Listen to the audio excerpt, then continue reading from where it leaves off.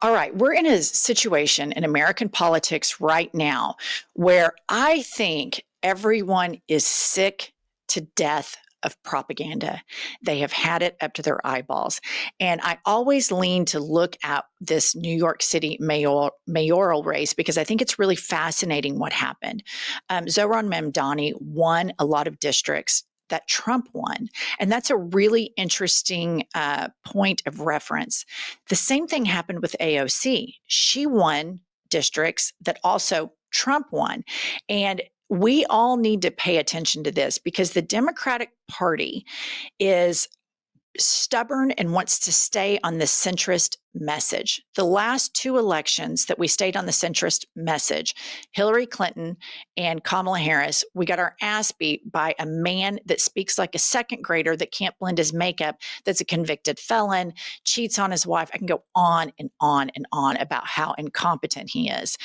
And when Democrats take this populist message to the people, people come out in droves for it because that's the problem in America. Wealth inequality. It is not sustainable and very untenable, the system the way it is. And everybody's noticing this. People on the left, people on the right are noticing that if the Democrats actually grow a pair and get rid of APAC donations, get rid of being beholden to corporations and lean into grassroots money, they not only win, they win resoundingly. And Laura Loomer, Trump's number one top advisor, which I could do a whole nother podcast on that entirely, she's noticed this. And I want to put up this tweet and then I want to talk about what she says. She says to Zohran Mamdani, your mom let you stay in her $2 million condo in Chelsea. Why are you pandering? You are rich. You are a Nepo baby. This is something that I think is really interesting is people on the right, empathy is so foreign to them that they assume that if you have money or access to money or comfortable or even rich, why on earth wouldn't you fight for your own needs? And Laura Loomer just showed right there how morally depraved she is by saying, if you have money, you have to be a piece of shit. What other option do you have? What Laura Loomer misses is that a lot of people are financially stable, but feel a moral calling to fight for the marginalized. They feel that none of us are free until all of us are free. They see that, like, for example, I come in, I have two careers. I do this podcast, I do interior design, and I do really well for myself. But I don't think I work any harder than an Amazon driver or than a 7-Eleven clerk or than a waitress that has two kids. I don't think I work any harder than that person. And the moral superiority that the right feels over people because they have money is so disgusting. And I've had a lot of people in the comment section to us, they assume we're getting paid by the DNC or we're getting paid by George Soros. No, we're just not assholes. That's what it is. And they try to demonize. They're going after AOC right now, saying that, oh, she grew up rich and she's lying about her past, which none of that is true. But they cannot fundamentally understand that if you have means and you have a financial cushion, that you wouldn't just fight for you only in solitaire to have more money yourself. They can't understand empathy at all. Well, I think a lot of that from my personal experience, that comes from being a Christian, where it is individual relationship with God. You are better if you are a Christian than somebody else. So why would you have a moral compass that guides you to help humanity when they are different than you? Because you are superior and you can sit in judgment of them. So the empathy problem and the evangelical movement, in my mind, are super intertwined.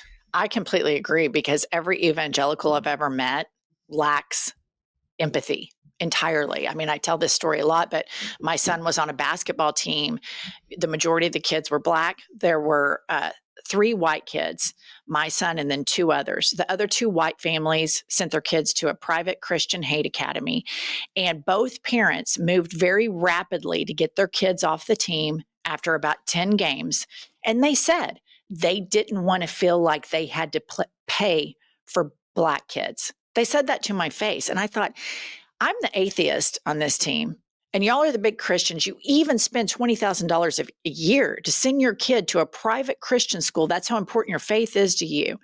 And in this moment, you're just an abject racist. Are you kidding me? So, living in the Bible Belt, I have seen that evangelical Christians in particular, and this doesn't extend to Black Christians because they had to lean into more the MLK human rights, but the white evangelical Christian movement is just, I mean, it lacks morals entirely. And being around these people, I literally had a physical reaction. Like, I don't want to be in a room with people that treat other human beings this disgustingly because of the color of their skin. Little Black basketball players. I mean, like, how depraved are these people? All right, next up, we have Tucker and Marjorie Taylor Greene commenting on Zohran Mamdani. I was the only person in the New York City mayor's debate to say he wanted to focus on New York City. All the candidates were asked, if you could visit a foreign country, what would it be? And they, of course, all had an answer. I think most said Israel. Great. And he said, I wouldn't go anywhere. I'd stay in New York. And like, if I want to meet Jewish constituents, I go to their synagogues, their homes or whatever, but I'd be here in New York because that's what I'm doing. I'm running New York. That's my job. Well, he gave the right answer. He gave the right answer. He Yeah. gave the right answer. At least. Wow, those two together, it's pretty gross. But, you know, the thing about it is, it kind of piggies back on all of this thing. Number one, they can't understand empathy. And number two, they cannot understand why people of New York City would vote for a brown man. He is not a Christian. He is a brown Muslim, and they don't understand why anybody that's white with money would vote for him. And I find it disgusting. Well, I think what they were talking about right here is the Israel issue and the litmus test that AIPAC and that trickles down from the immoral Israeli government, specifically to the Democratic Party. And in that debate on stage, the interviewer in the mayoral Democratic primary debate asked each candidate, where would you go immediately after you win? And it was Israel, Israel, Israel, Israel, because they're all going to be beholden to AIPAC money. And Mamdani said, I would stay in New York and I would meet Jewish New Yorkers in their synagogues and their places of worship, on the subway platform, wherever they want to meet, to help tackle anti-Semitism. He understands that anti-Semitism is a huge problem. And this litmus test that is going through all American politicians to put Israel first and then everything trickle down is something that's being exposed on both sides. Now, to Tucker and Marjorie Taylor Greene, are they anti-Semitic? Probably, for sure. But the difference is, Zohran Mamdani is interesting to me because when you have a Democrat that says, I stand for all of these issues, but I have to put Israel first and I won't let anybody criticize the war crimes of Benjamin Netanyahu, that isn't freedom. That isn't protecting all marginalized groups. And in my opinion, is basically saying, especially to Jews, that if you speak out against this government, you're not Jewish enough. It's depriving them of their autonomy of thought. And AIPAC is fundamentally this thought police, and they hold everybody hostage to where if you speak out against the provocations and the war crimes that Israel is conducting right now, you live in fear that you're going to be called an anti-Semite. And what pisses me off right now about the Democratic Party is he has fallen prey to massive Islamophobic attacks. And they should all be standing up in unison, calling it out just like they do anti-Semitism, but they don't because they're beholden to AIPAC. And AIPAC perpetuates the wishes of a corrupt and immoral government that is bombing the shit out of Gaza, bombs hospitals, schools, kids. And then if you criticize them, you live under this fear that you're going to be called some anti-Semite, and it's utter bullshit. And even when you see the right calling that out, this Israel first policy that so many American politicians are beholden to, that's what I'm trying to get to with this larger narrative that the Democrats have room here. They have room here to get a massive blue tsunami. When you see the people on the right criticizing what is beholdening and shackling some Democratic politicians that prevented us from getting victory, for preventing us from breaking free of all of this propaganda.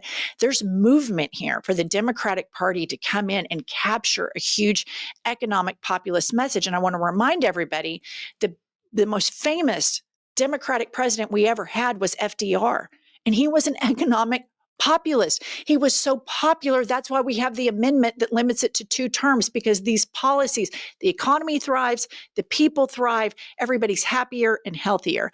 And here we have next up Hakeem Jeffries on Zohran Mamdani. Utilizing the Intifada by way of example is not an acceptable phrasing. He's going to have to clarify his position on that as he moves forward. With respect to the Jewish communities that I represent, I think our nominee is going to have to convince folks that he is prepared to aggressively address the rise in anti-Semitism in the city of New York, which has been an unacceptable development. Okay. First of all, he has addressed the rise of anti-Semitism, and it's not performative. It's very, very real. And he understands that it's real, and he has the endorsement of other Jewish politicians that aren't propagandized by a corrupt Israeli government, Hakeem. But secondly, this was your moment, Hakeem, to also stand up against Islamophobia, because here's the thing about human rights, you guys. You don't get to cherry pick. If you're against anti-Semitism, then you have to be against Islamophobia, homophobia, racism, and down the line. Also, class warfare. This bigotry towards poor people is just abhorrent, which disproportionately hurts people with the color of Hakeem Jeffries' skin. And so this kind of cherry picking, because of who donates to Hakeem Jeffries, AIPAC donates to Hakeem Jeffries. How on earth right now is the government of Israel helping calm and quell anti-Semitism? How?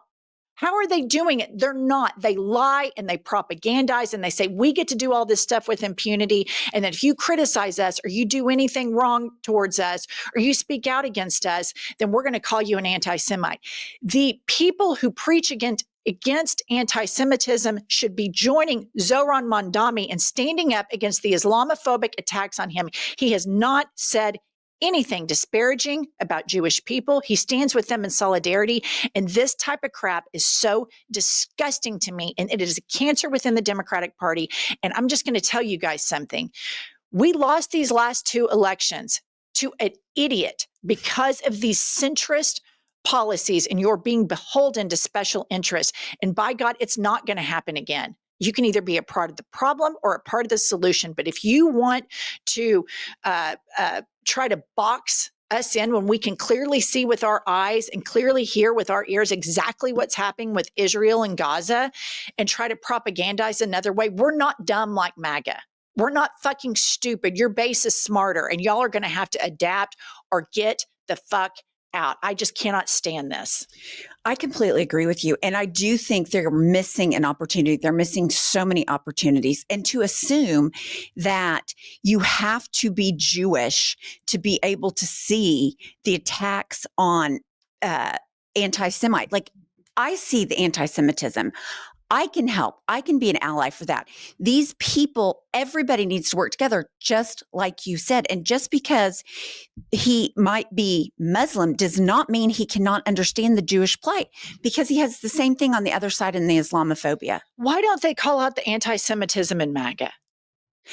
Exactly. Do you know what I'm saying? Like, if you're truly against anti-Semitism, then call out the anti-Semitism in MAGA. Call it out. It is utterly insane that the burden falls on Democrats, especially like college students that see egregious human rights violations. And historically, college students have always mobilized against war and human rights violations and say that, oh, that's the anti-Semites. Meanwhile, you've got a billionaire that wasn't even born in this country doing Nazi salutes, high as a kite on ketamine. You've got Nazi flags. You've got Trump pardoning somebody that wears a T-shirt that says Camp Auschwitz. They never call out that. Do not be fooled into this narrative. It doesn't help the Jewish cause. It doesn't stamp out anti-Semitism. You can't stamp out one form of bigotry, but while enabling another. like Islamophobia. All of those bigotries live together in the same space. So we need to be really, really cautious and look to these Democratic leaders that are not defending him. You don't have to agree with all of his policies, but he's fallen prey to just horrific amounts of Islamophobia. I completely agree. And the thing about it is, why can we not do two things at once? Walk and chew gum. We can protect everybody's right without being super pro-Israel. Like, Israel is different than Jewish people, particularly Jewish Americans. And just because they have a government that's going after innocent civilians does not mean we have to support them and can't support the Jewish people. I don't understand it. It would be, it's the same equivalent of, I don't want people judging you and me based on what Donald Trump does. That's Our right. government is nuts.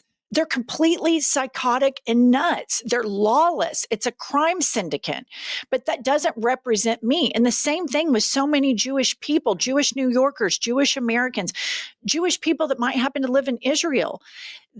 A lot of people are free thinkers and have autonomy of mind, and they disagree with everything that Benjamin Netanyahu is doing. But this is a time in American politics where it's time to just cut through the bullshit, cut through the propaganda, and cut through all of these politicians that are so beholden to Israel. We're supposed to be the good guys. Right. And to seeing what this man is doing to Gaza, and the fact that he got warning about the attack beforehand and just wants to cling on to power, I'm sorry, I'm not down with that. And I'm not down with anti-Semitism, and I'm not down with Islamophobia. And they don't get to define what we can critique and what we can't critique. AIPAC doesn't get to define that. We do. We are the free thinkers, and so are many Jews, so are many Muslims. All right, I know that's a lot, but I think it's a very, very important subject. That's all we have for today, and we'll see you all later.